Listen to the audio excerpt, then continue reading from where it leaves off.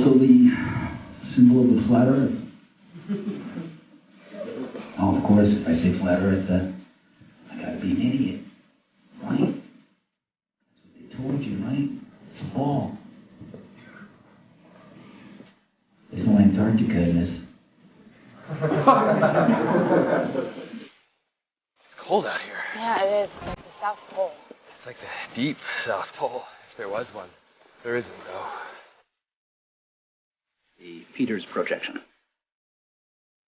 It has fidelity of axis. Fidelity of position.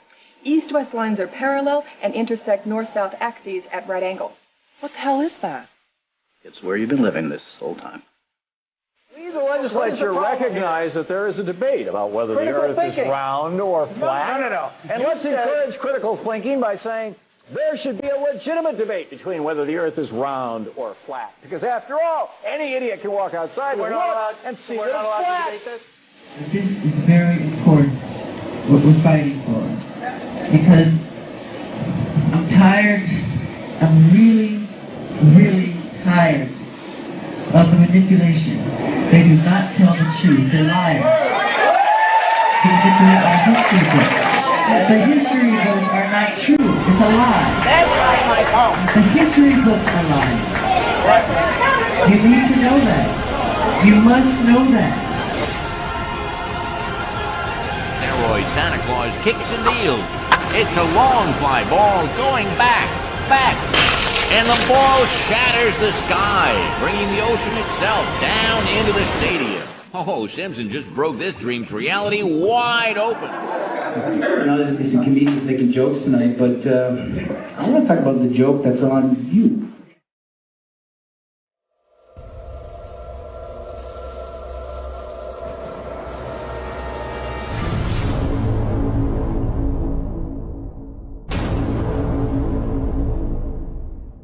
The German cartographer, Mercator, originally designed this map in 1569 as a navigational tool for European sailors. The map enlarges areas at the poles to create straight lines of constant bearing or geographic direction. So it makes it easier to cross an ocean. But Yes. it distorts the relative size of nations and continents. Are you saying the map is wrong? Oh dear, yes. Look at Greenland. Okay. Now look at Africa. Okay. The two land masses appear to be roughly the same size. Yes. Would it blow your mind if I told you that Africa is in reality 14 times larger? Yes? Here we have Europe drawn considerably larger than South America. When it's 6.9 million square miles, South America is almost double the size of Europe's 3.8 million. Alaska appears 3 times as large as Mexico, when Mexico is larger by 0.1 million square miles. Germany appears in the middle of the map when it's in the northernmost quarter of the Earth. Wait. Relative size is one thing, but you're telling me that Germany isn't where we think it is? Nothing's where you think it is. Where is it? I'm glad you asked. Okay, so here's the picture of the Earth from space. There it is. Since you were a kid, you've seen this image. But you've never seen it from that point of view. You know what? We adopted this whole model like 400 or 500 years before the airplane. 400 years before the airplane, pretty much. Like, beginning in the 1900s. They went to the North Pole in the 1900s. This is 1482. Nobody went to the top of the globe, to the bottom, or flew up, or built a skyscraper until, it's funny, back in the 60s when they went to the moon, this is the first time we actually had like an instrument of flight to actually go high enough to actually fucking check out if what we agreed to 500 years ago was real. So if they were wrong after 500 years, the question is, would they tell you? 1969, first lunar mission to the moon. You know, the first lunar mission to the moon wasn't so much about going to the moon. It was about having an event so you can go high enough to take a picture after 500 years to prove it was a ball.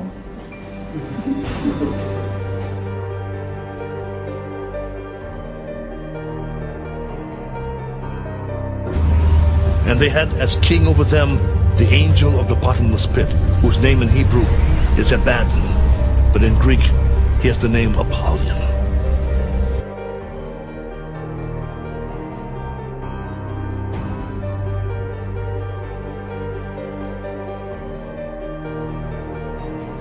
Mr. Armstrong, Bart Sibrel, ABC Digital. Wanted to give you the opportunity to swear in the Bible that you walked on the moon. The two most watched televised events in history: the moon landing and the towers falling.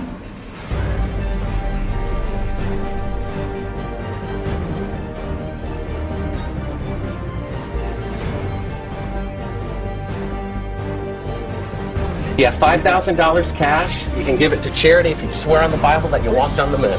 I have the tape. It'd be fine. Why don't you swear to... Why not? Why won't you do it? And it's funny, when you click on Google Images, photo of the Earth, you'll see 40 pages on Google. But it's always the same fucking photo. For those that believe in the Bible does mention the edges of the earth, the four corners of the earth, and how Satan brought Jesus Christ to the top of the mountain and showed him all kingdoms of the world.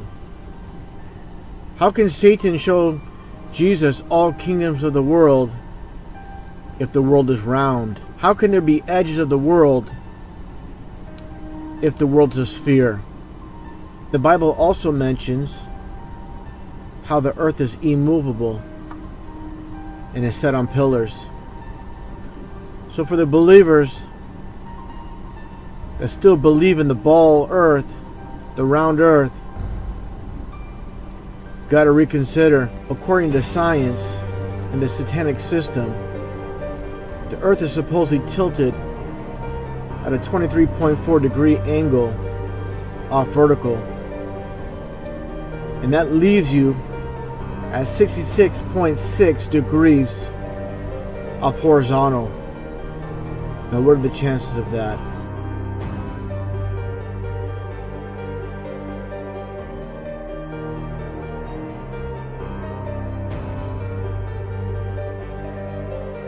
Moon landing, 8:17 p.m. Eastern Standard Time, 1969. Isaac Newton, 1666. 6669966. Most people saw the lunar landing and they swear on it because they heard it on the radio. CBS put up screens all over in Central Park, along with NBC, you know, so they could work with groupthink dynamics. Reality is reinforced by group dynamics. Witnessing it. The zero-G illusion, also, that you see astronauts, they look like they're floating or flying in space. It's achieved through 3 different ways. One way is through zero-G planes. They're just Boeing 737 specially outfitted to do these parabolic maneuvers, where they do a parabolic, and then you have a zero-G like free fall state where it seems like you're floating for about a minute at a time. You can keep this going.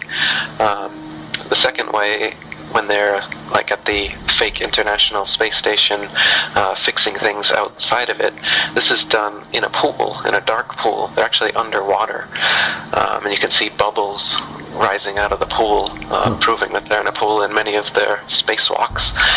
So the outside space shots are done in the pool. The inside, most of the inside shots are done in zero-G planes, and then some of the longer inside shots are done with a green screen and harnesses. So they just kind of float on a harness in front of a green screen. And with these 3 methods, they're able to produce the zero-G effect that everybody thinks is them floating around in space. But in reality, anything that goes up comes right back down. There is no point where you can just go up, up, up, and then, oh, I'm floating now, and I get to float through infinite space now forever. That's the illusion. That doesn't happen. You will always come back to the Earth. You'll always fall right back down. No matter how high you go up? As high as any non-NASA source has gone.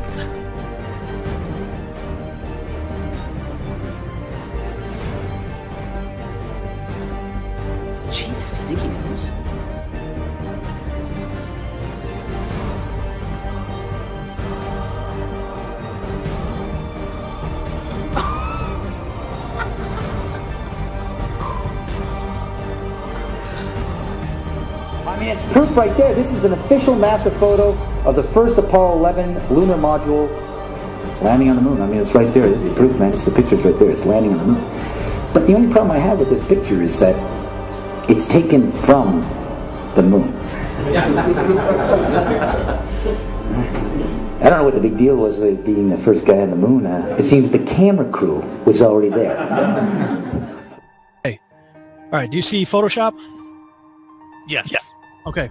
And if those of you who think this technical difficulty was planned and think I'm scamming you, go do it for yourself. I'm going to zoom in on the Earth in Photoshop. You see the Earth? Yep. Okay. I'm going to go to Image, Adjust, Levels, and I'm going to bring the levels over here. And I'm going to bring the levels up. Uh-oh. What is that? Oh, wow. Yeah, wow. Why is there a square box around the Earth allegedly taken from the scientists on the moon in Apollo 17? Then you got other pictures like this, the blue marble, right, that come out. Okay, well, there's a big problem with the blue marble, and I'm going to zoom in here and show you what the problem is. These are all composite images where they are really not very good at Photoshop because they're using the Photoshop clone tool to replicate clouds. That's an official photo from NASA. But plus, how many people think that's a photo? But plus, how many people think this is bullshit? Now, a lot of people's first question is going to be, well, where's the edge? And I was surprised to see how easy that is to rectify, but I'm sure you get that a lot. How do you tell people when they come at you with, well, where's the edge? Why aren't people sailing off the edge or whatever? So, in the flat Earth model, the North Pole is in the middle, and the Earth is a disk shape, and the Antarctica is all the way around, holding the oceans in. And so it's a fact, if you're at the North Pole and you go south, no matter which actually, it doesn't matter where you are. If you go south, eventually, you're going to end up in Antarctica. But on the ball model, it's just a little ice continent underneath the ball. Yet in this model, it's all the way around you, holding the oceans in. As for whether there's an edge beyond the Antarctic ice plateau, this wall that holds everything in is about 100 to 200 feet tall, and once you climb up on the ice wall, it's a plateau of snow that just goes on and on and on. And the public and myself are ignorant at the moment as to whether there is an edge at some point, whether there'd be a barrier, a dome, as many ancient cultures have said there is, or whether it's an infinite flat plain and it's just snow, ice, wind, and darkness forever. Stop what you're doing and listen. This is not a drill.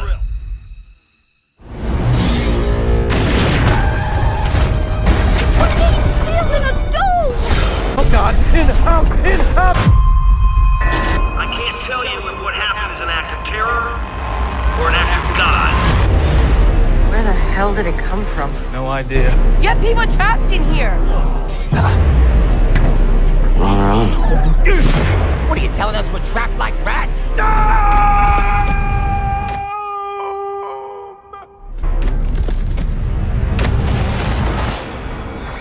To prevent your poisons from spreading, your government has sealed you all within this dome.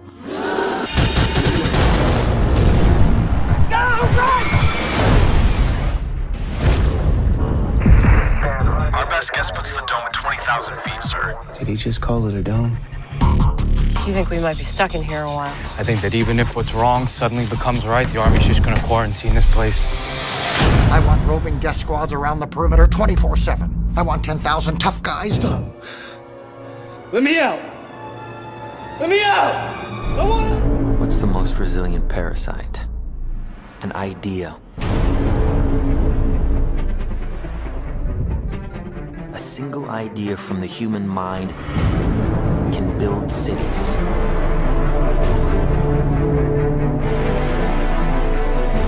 An idea can transform the world and rewrite all the rules. Which is why I have to steal it. from your memory. Always imagine new places. He's hiding something, and we need to find out what that is. We gotta break out of here. Give him the kick!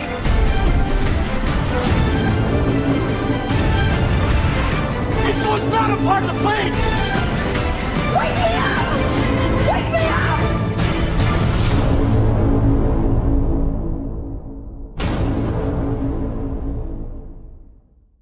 Is the whole flat Earth idea, is that a new idea? How long has this been around?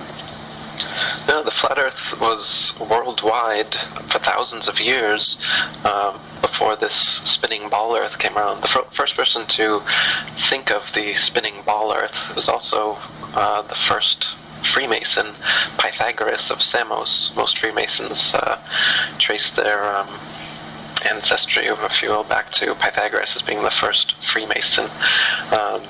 And that was 2,500 years ago. But his idea didn't catch on at all until about 500 years ago when Copernicus, another Freemason and Jesuit, wrote his book promoting this spinning ball Earth and concept. And then Kepler and Newton and Galileo, they took it from there, and now NASA and RASA and all the other space agencies, they're experts like Carl Sagan and Neil deGrasse Tyson. They're continuing this heliocentric spinning ball Earth gravity myth that's been going on for 500 years, and they keep adding on to it now. Now you've got a Big Bang and evolution and aliens, and come out and say they've found life on other planets soon. They've already given us fake pictures from Mars claiming that there's a pyramid and Sphinx on Mars, trying to cement this alien progenitor propaganda into us. So are you saying there are no aliens? Not in the sense of extraterrestrials, since there are no extraterrestrial places. Earth is the only material plane. It's a plane, not a planet. And the planets are just stars. That what we call planets today were known for thousands of years as the wandering stars. They differ from the fixed stars in their relative motions only. All the fixed stars in the constellations, they're fixed together in their patterns as they revolve around the heavens. But the planets, as they're called now, used to be known as wandering stars because they seem to wander their own unique paths. They just spiral around the sun, and they have kind of a spirograph orbit. You can see in one of my videos called the Ancient Flat Earth Beliefs, a model of it to give you an idea. But with the naked eye or with the telescope, you can see for yourself that these so-called planets are just stars. They're just lights in the night sky. They claim that the planets are physical terra firma that you can land on and potentially live on. And they also claim that the stars are distant suns in galaxies trillions of light years away.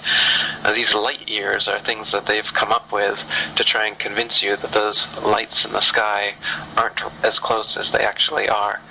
They want you to think that the nearest star is actually 25 trillion miles away, and the reason they have to say this is because you can prove for yourself in your backyard with a telescope that the Earth is motionless. If we're really spinning around the sun 200 million miles every 6 months, we would be on the other side of the sun, right? So you can, by looking at the parallax change in the stars, see whether that's true. And there's not an inch in parallax change in any of the stars after 6 months of supposed orbital motion around the sun. So if that's the case, it's proof that we haven't moved. See how the moon travels at the same speed and direction as the stars? They all move together as one, and that's not possible if you believe the official narrative that the moon is a lot closer to the Earth than the stars. They'd all be moving at different speeds. This is the camera, is the Earth, and there's no way that those stars would move at the same speed and trajectory as the moon. Why all this deception? So what we've got now is a godless Big Bang, a nothing for no reason in no time exploded and created everything.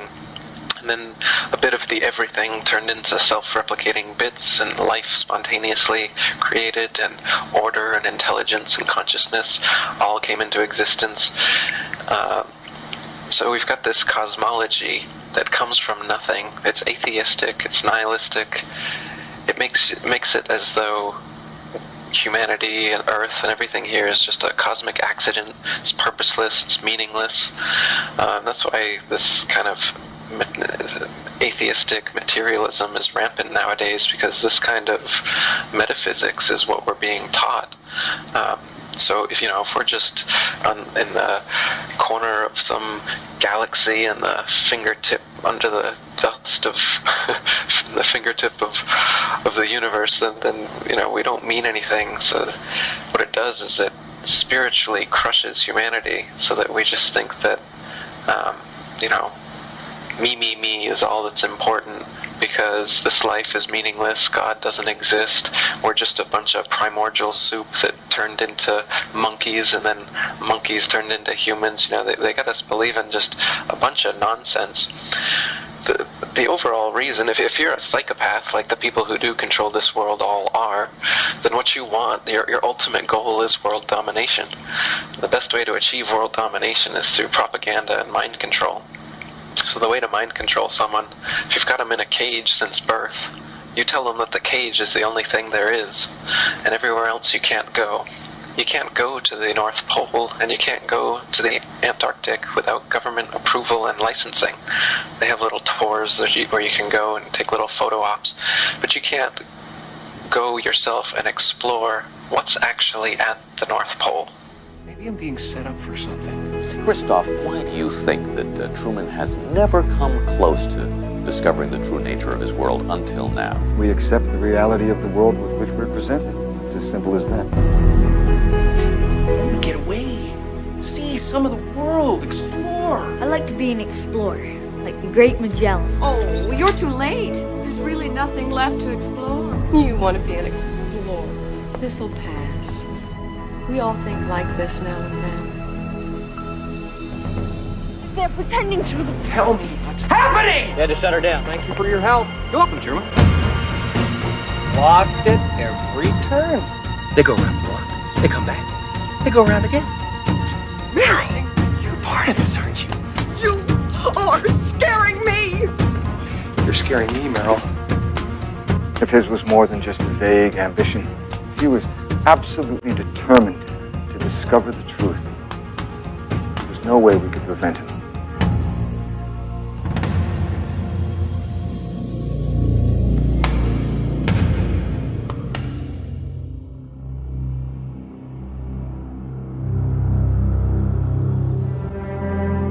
Hi, Christoph. I'd just like to say one thing. You're a liar and a manipulator, and what you've done to Truman is sick. Well, we remember this voice, don't we? How could we forget? Sylvia, you think because you batted your eyes at Truman once, flirted with him, that you know him, that you know what's right for him? Maybe I'm losing my mind. I've been your best friend since we were 7 years.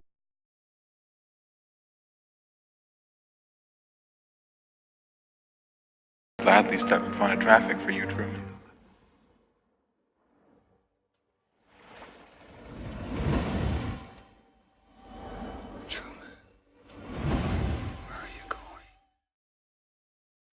You really think you're in a position to judge him? What right do you have to take a baby and turn his life into some kind of mockery? Don't you ever feel guilty? Is that the best you can do? You're gonna have to kill me! I have given Truman the chance to lead a normal life. The world, the place you live in, is the sick